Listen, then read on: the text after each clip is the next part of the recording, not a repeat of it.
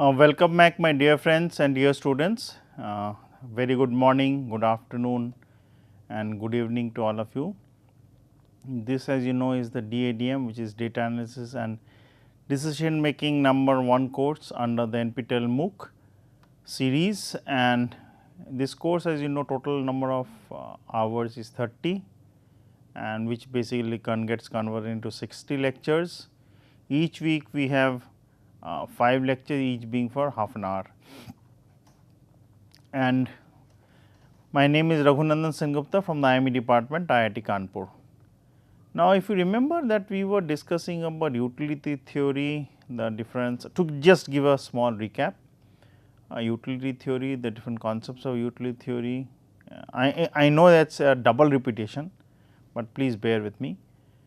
We discuss about marginal utility, the u prime, u double prime, the significance of u prime, significance of u double prime, considering that you are risk averse person, risk neutral person and a risk lover person. And based on that, we further proceeded on to find out the concept of absolute risk aversion, relative risk aversion, which is A and R respectively. Then we went to the concept of trying to find out A prime and R prime, and how A prime and R prime gives us the properties of the utility function. Then we consider the 4 utility functions, the quadratic, the exponential, logarithmic and the power, and we saw that using those the functional form we could find out u prime, a prime, r prime, and depending on the parameter values, their range, their domains, we could basically see very specifically about risk aversion property using A prime and R prime respectively. Then, and obviously to make things like life things simple, I took a hypothetical example for all these 4 different utility functions and drew them in the Excel sheet. That in the first column you have W, then in the second column you have UW, third and fourth column which were not shown in the Excel sheet in the slide, but still I mentioned time and again, it was basically u prime and u double prime. Based on that, I found out A prime, R prime in the respective columns, and it was basically a double check that considering that hypothetical values of W, based on which you can find out the other sets of functions, they matched with the corresponding theoretical results which we got for A prime and R prime for all the 4 different utility functions. Then further on we considered that given the concept of the utility, I want to find out that how I can classify a human being to be either risk lover, risk hater, risk neutral, and we consider the concept of certainty value. Certainty value was in a sense a deterministic value where the probability was 1, such that the expected value based on the functional form of the utility, you can basically balance. That means, the exact value of the certainty value, its corresponding utility would be exactly equal to the expected value of the gamble, the fair gamble, because the probabilities are half and half. And corresponding to W1 and W2, the values which you get, your corresponding values of utility would be UW1 and UW2. I showed that in the last class in a blank PPT slide. I wrote it down and used different colors to make things much clearer. Then I consider that considering we also discussed the last example, which was basically that I want to find out the property of a human being, what type of utility function he or she has, and we again considered a simple example where along the x axis you are measuring the values of W and arbitrarily considering 2 values of A and B. We also assumed the utility function was u w is equal to w, such that the expected and it was a fair gamble, even though in the problem I did mention it is p and 1 minus p the corresponding probabilities, but we will consider p and 1 minus p as half and half, which is a fair gamble, tossing a unbiased coin. So, the corresponding expected value for the values of wealth values of A and B, the utilities are u A which is A, u B which is B, hence the expected value would be A plus B divided by 2, And then on the other side of the table we kept a value of certainty C1, if C1 expected value of C1 which will be equal to again u of C1 which is C1 into 1, because 1 is the probability. So, that if it is exactly equal to a plus b by 2, we will say that the person will be indifferent between the gamble and fair gamble and the certainty value. And before and on the graph paper you drew a 45 degrees line. So, hence if it is a fair gamble being balanced by a certainty value exactly, so the point will fall on the 45 degree line. In case somebody is risk averse, risk lover, then obviously it will mean that the equality sign will be replaced by greater than or less than, depending on the way you are trying to analyze risk averse person and risk lover person. So, obviously from that you will get the utility functions as increasing with the increasing trend or increasing with the decreasing trend. The straight line was basically technically increasing at a constant rate. Then further on the last part of the last lecture, which was the 47th one, we considered that few hypothetical values are given and you know the utility functional form of that person, but you do not know the parameters. So, you basically keep changing the certainty value. At the moment the person basically is indecisive or risk neutral between the gamble and the certainty value. You will know that the expected value for the gamble, fair gamble, will exactly match the expected value of certainty value. You could equate them, only unknown would be a in a quadratic form, considering the example which we have considered it in an exponential form, and you will basically find out the parameters a and proceed accordingly. So, this was in an essence what we had been covering. So, I will consider further on in the 48th lecture and consider things in much details. Now, the axioms of utility functions for the decision makers would be very important for us to understand. That means, in case say for example, there are two decisions. So, the decision maker would be able to rank them, in the sense the utility coming out from A and the utility coming out from B can be either equated, in the sense that I am indifferent between the utilities for both the decisions. The second option can be I prefer A with respect to B, hence the utility of A would be better or greater than B, and if I prefer B with respect to A, then I will say that I prefer decision B, because the utility of B is better than utility of A. So, in this case, if you have so obviously ranking would be very logical, and the person would basically be able to analyze A and B two decisions. Now, consider I bring another third decision A, B, C. So, in case say for example, I am saying that the overall utility of A is better than B, that is U A is greater than expected value of U A is greater than expected value of U B, and if the expected value of U B is greater than expected value of U C, then we can always say that the ranking nomenclature would be followed, where A would be better than B would be better than C, as it is written in the second bullet point, which means the utility of A is better with respect to utility of B, which is further on better than utility of C. So, that ranking can be done. Now, remember one thing, when I am mentioning the utility, it basically means utility specific, it can change, the ranking can change depending on the utility, but once you have decided on the utility, this ranking concept of A being greater than B, A being better than B, being that better than C would also always prevail.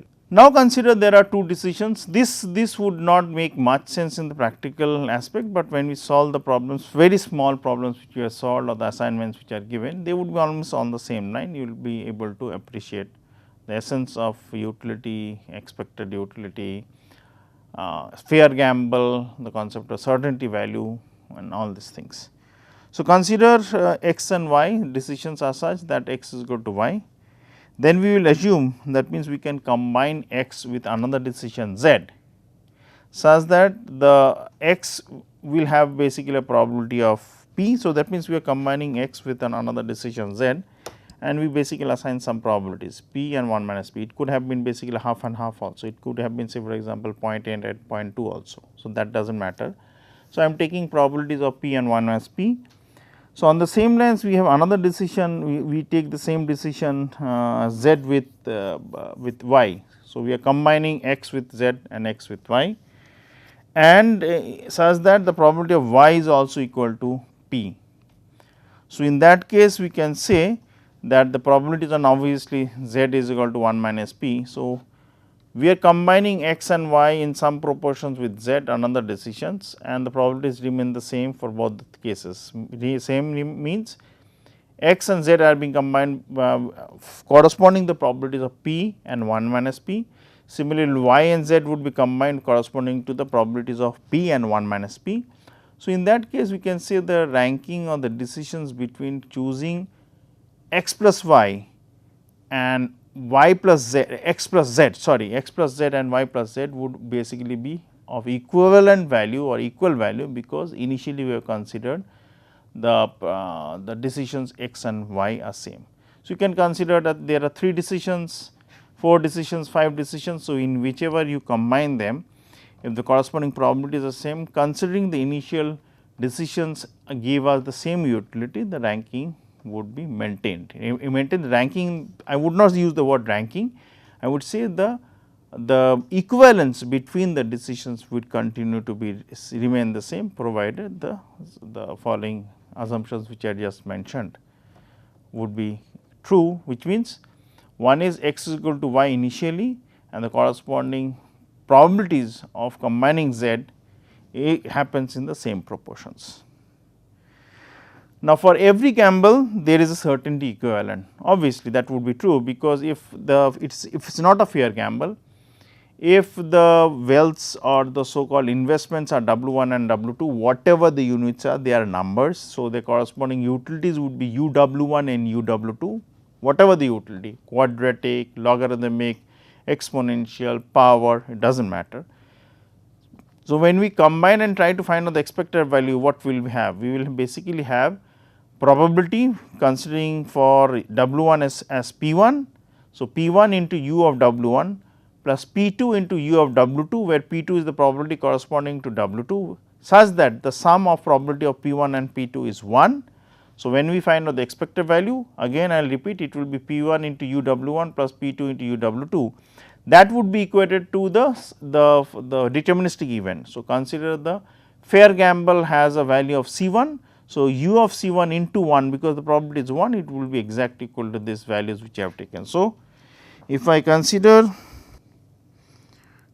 U of C1 multiplied by 1, which is the corresponding probability of U of W1 multiplied by P1 plus U of W2 multiplied by 2 P2, such that summation of Pi I is equal to 1 to 2 is equal to 1. So, obviously, in this case this concept of utility would be coming out. So, this is with the certainty value. So, for every gamble there is a certainty equivalent such that the person is indifferent between the gamble which is on the right hand side. This is should not be, I should not highlight this. Oh, my mistake.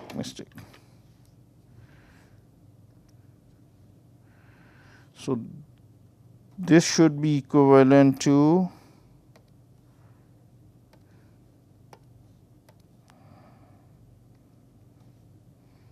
the expected on the left hand side, which is the certainty value.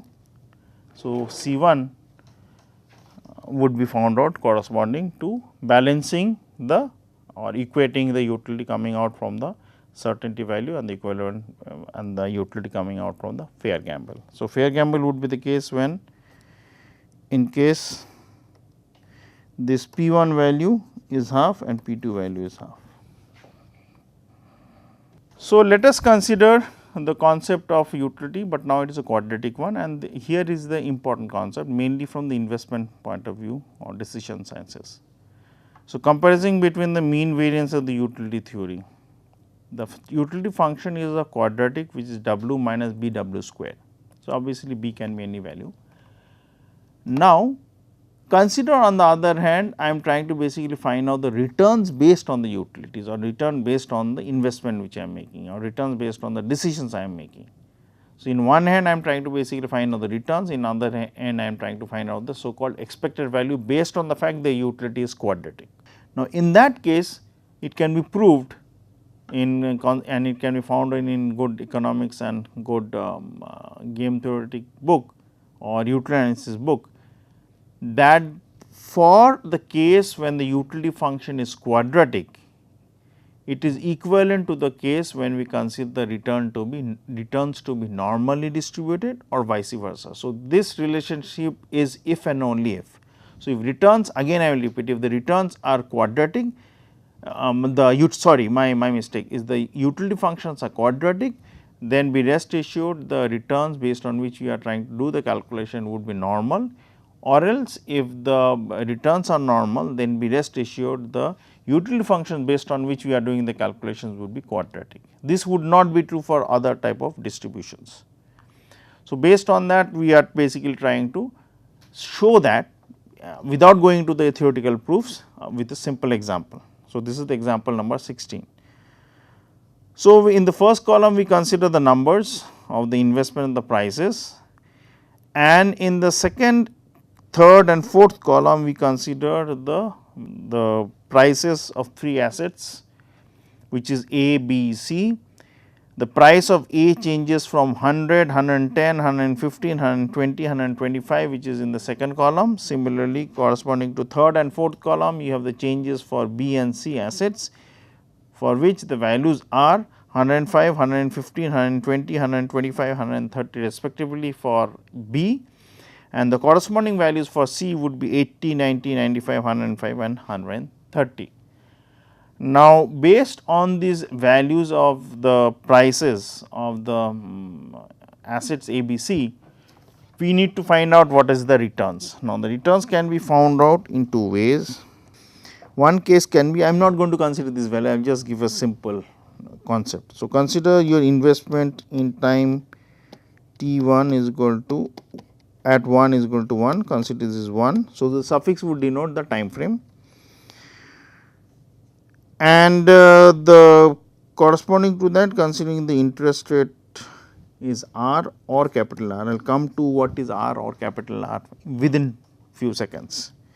And consider the time frame is such that you invest I1 and in the time frame of after one time period. So, this is equal to 1, this is equal to 2. So, this is the time, this is equal to I2. So, in this case if you want to find out R, so I will use a separate color. So, you want to find out R will be equal to I2 minus I1 divided by I1, then you can find out the percentage of this. And in case if you want to find out R, capital R, it will be equal to I2 by I1. So, you can find it out accordingly. So, here the values which are given are for RA, RB and RC, which is basically the value which is given here. It could have been done for small r also, no problem, we would basically get the same result, but I am just trying to make it very specific. Now, based on that, when we want to find out the values of returns for ABC, for A case it will be first value 110 would be 110, 1.1 would be 110 divided by 100, second value would be 115 by 110, third value would be 120 by 115, fourth value would be 125 by 120. So, the corresponding values are obtained for RA. Similarly, when I find out the returns of 115 divided by 105, 120 divided by 115, 125 divided by 120 and 130 divided by 125, you have the returns for B, which is I am just highlighting with the green color. And when I consider the returns for C investment on asset prices, the returns would be capital R would be 90 by 80, 95 by 90, 105 by 95 and 130 by 105. The values are which I highlight by the blue color. And also consider hypothetically the corresponding probabilities based on which the prices occur, which is the second, third and fourth column, the probabilities are 1/5. So, which means for each A, B, C the probabilities are equally dispersed, which is uniform discrete distribution. Now, based on the returns R A, R B, R C, I find out the expected values of returns for A, B, C, which is R bar suffix A, R bar suffix B, R bar suffix C. So, R bar basically means the expected value. So, you find out the expected value for the returns for A, returns for B and returns for C. They come out to be 106, 105, 114. So, these are the returns capital R. So, you could have found out the small returns R also. In that case, the formula, as per the formula, it is basically I 2 minus I 1 divided by I 1. So, you will basically plug in the values and basically solve it. The corresponding value of sigma are given by 0.025, 0.022 and 0.052, and consider that the weights we are considering are as given by, and the weights average are which you want to find out, consider they are 114, 115 and 100. Now, if you want to find out the risk or the interest rate in terms of the total returns, and it has basically less than equal to, it has to be either greater than or less than 0.5 something. So, that is the threshold value. So, you will try to utilize the mean variance theorem. So, mean variance theorem or the concept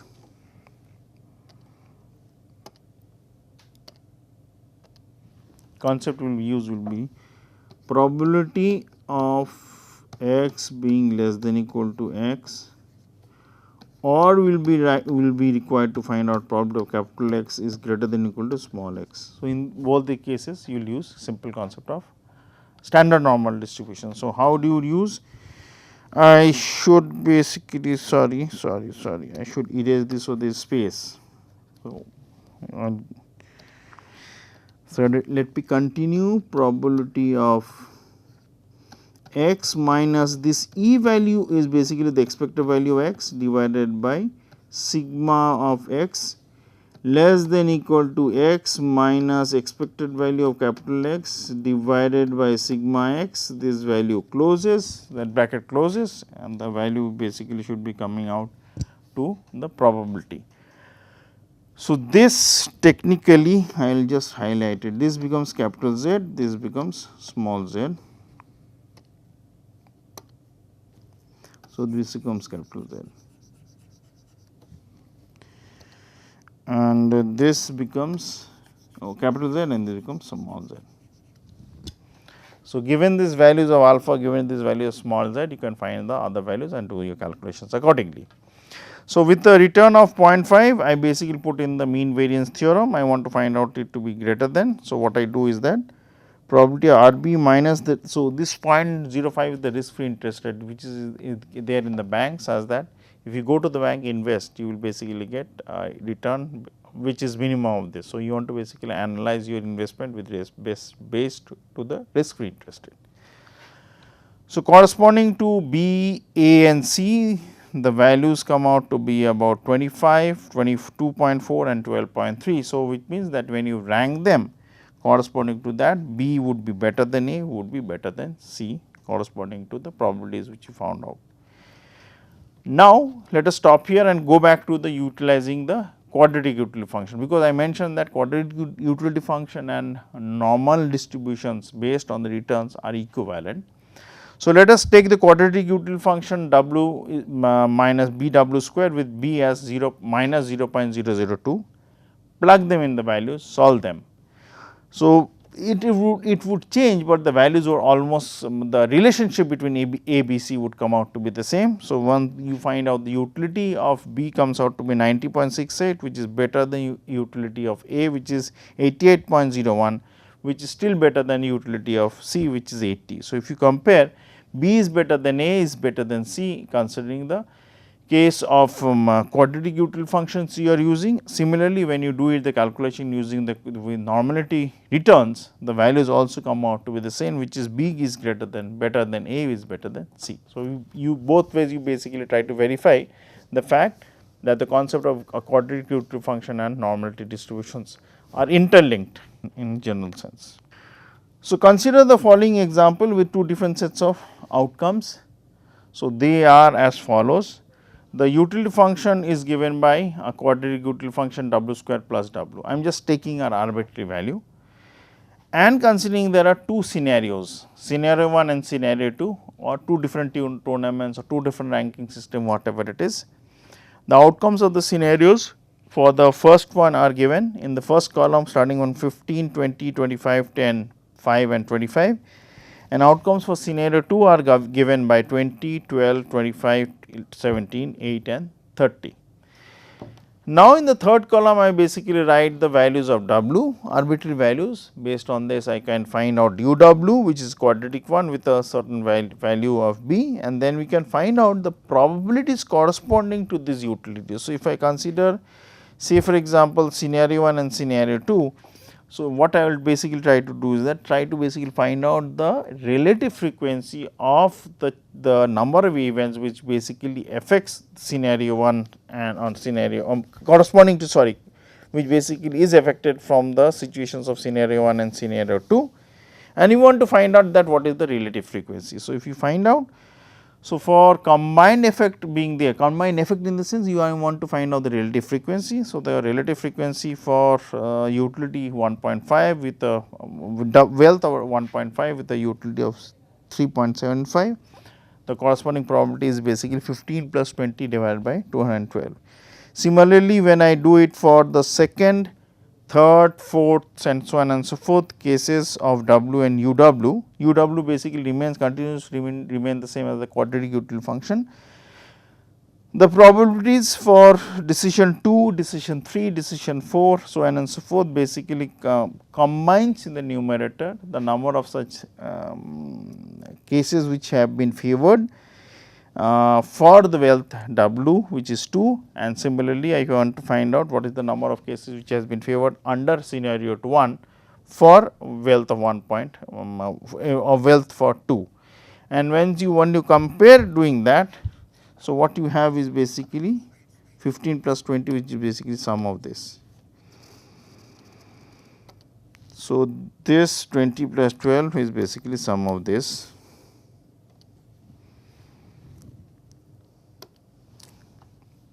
+25 plus 25 is basically sum of this, and you continue doing it. So, the corresponding probabilities are found out, corresponding utilities are found out, according to that find out the expected value. Now, this diagram basically shows the deterministic and the probabilistic nature of utility.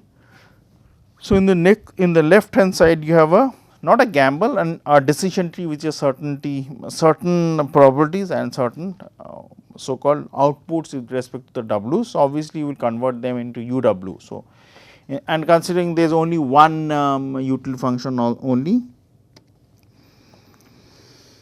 So, you will find out the utility here, corresponding to utility here. So, based on that, once you find out the utilities, you multiply the utilities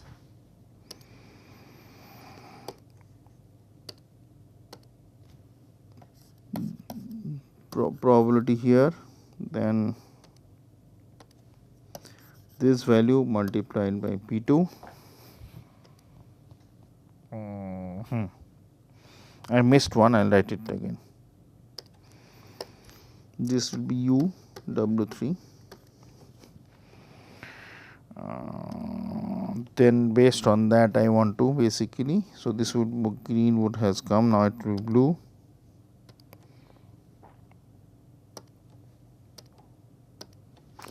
P3 U3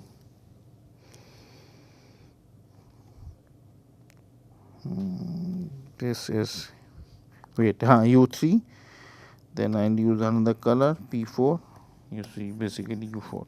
So, you want to find out the expected value, what you do is that multiply the utility and the probability. Now, what I am further doing is that in order to find out the equivalence is that I break up that utility of W1 wealth into a fair gamble. So, the fair gamble values I will use the yellow color in for the right hand side. So, if it is yellow, so it basically h 1 into b 1 plus 1 minus h 1 into 0 would basically give me the so called value which is u w 1, because that is equivalent. Next, when I go to the second one which is not shown, second one will basically have a fair gamble with probabilities, say for example, I am considering h 2 and 1 minus h 2, and the values are on the arms are b 2 into 0. So, obviously, in that case the expected value for the gamble would be exactly equal to u w 2. Similarly, for the third case we have, which we will need to find out, it will be u 3 into p 3, which will be equal to the equivalent probability. And finally,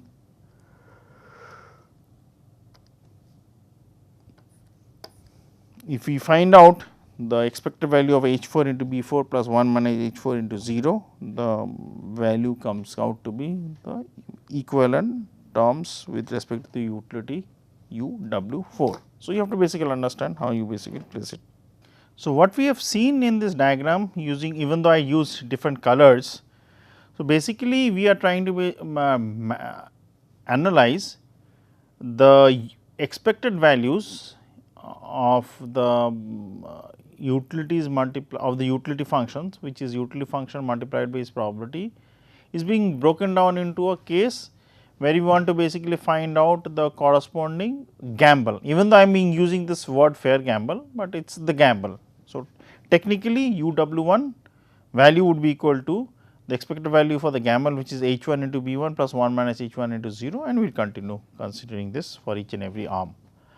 So, with this I will end this lecture and continue more discussions about utilities and what are the different type concepts of other other ideas, how you can basically analyze your decision making, will be considered in the further lectures. Thank you very much and have a nice day.